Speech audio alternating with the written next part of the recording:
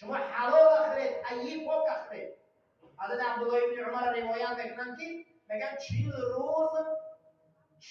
روز گفته نماز لذت چنه یافتم، ایمان نمک چنه یافتم. در یک روایت دیگر بامداد خفتنم قضا کرده امروز.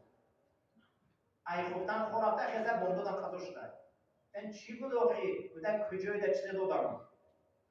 بعد میگم که همون رفیقش که برده بوده همون مریدش تا من کجا بردی؟ تا خانه فلان تاجیر تا برای پرس شد. بعد میفهمم وای مردم ده فقط فایز پرسن میدادن.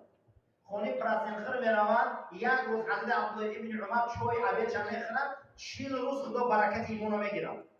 40 روز لذت ایمان میگیرد. بامداد چقدر خفتنش قضا میکند. شما بامداد قضا کنو ایاتون برای شما کجا حرام خره یا حرام خودگی. شما خفتن قضا کنو همینه. کسی که همینه منی نتیجهش. پیش حسن بصری میبیایم. میگن حضرت همین امر معروف و نهی منکر مردم گوش نمیکنن. بازی کرده با تصویر 6 تای گپی دنیا میگه حرام قلبی یا سخت کرده. کسای دعوت گوش نمیکنه اینا حرام خورن. چیزای حرام خوردگی هم. یکان لقمه حرام خوردگی که امروز گپی حق در بدن اون کارا نمیکنه دیگه. حرام خور کیه؟ حرام خور بنمازه. حرام خور زید دین خدای. حرام خور زید قرآن. حرام خور زید سنت.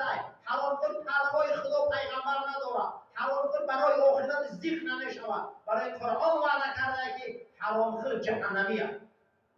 برای همین برادران کسایی ده کار میامده این دنیا ساختمانو میبره، مغازه‌ها میبره، رهرو میبره. کسی برادر مسلمان شد به کار تامین میکنه در راه الله روز قیامت قدی شهیدای احد میخستن. برای همینه چون به خاطر دنیا ای برادراتون طمع نکنید. طمع چیزی بده کرده به خاطر خدا کنید.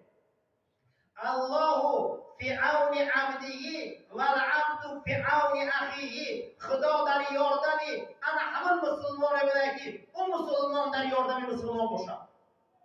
برای همین مسلمان در وقت یاردن میکنه برادرها به خاطر الله کنه. نمیتونید نکنیشه این مجبور نیست یوخی.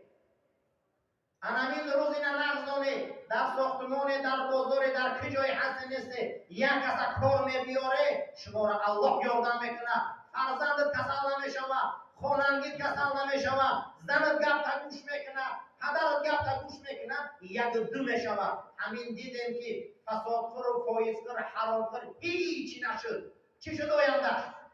یک ظالم دیگه آمد پولش گرفت بسیار در محبسه. برای حلال خیره اسلام این دین حلاله.